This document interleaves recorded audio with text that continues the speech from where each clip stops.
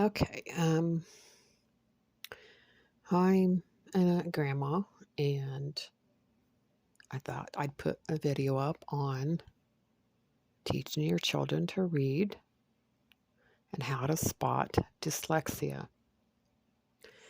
So, a little background: I had I had a young daughter who was in first grade, and in those days, you just kind of let the teachers do the teaching, even though I sat down and read with my kids. Um, you know, you're made to feel like you're inadequate. So I want to get that out of the way right away.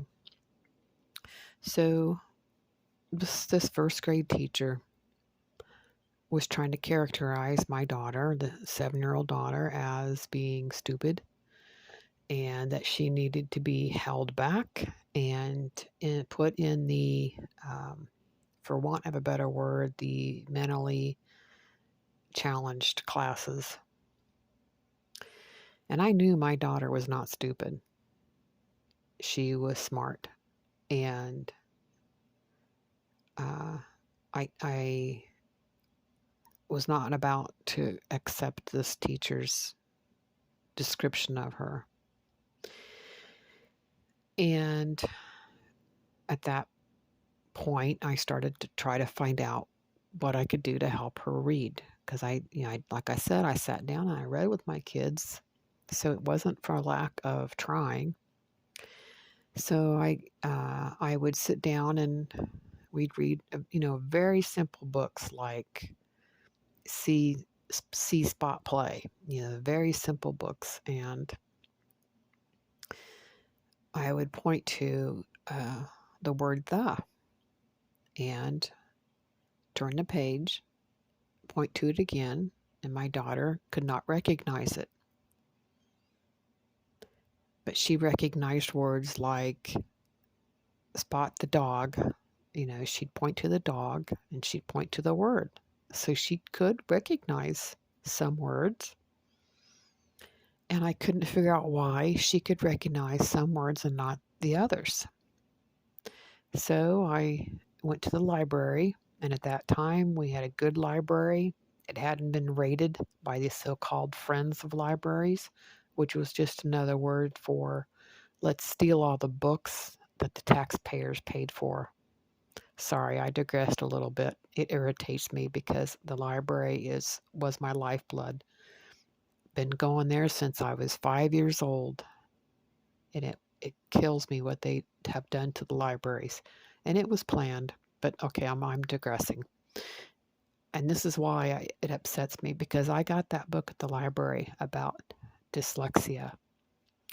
And as I started reading about it, some of the cues were that the child got the letters mixed up. Well, my daughter would say Paschetti instead of spaghetti. And I always thought it was cute, but that is actually a sign of dyslexia. You get your letters backwards. And uh, so with that knowledge, I thought, okay, we're gonna just keep going and see if she can eventually recognize the word the. And that was also a key.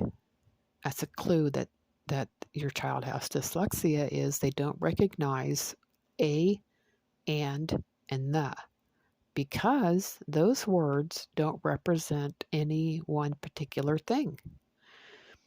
And dyslexics learn to read because they associate letters with an object. Like my daughter could recognize the word dog because she knew it was this furry little thing on 4 legs. So she could associate a picture of a dog with the DOG.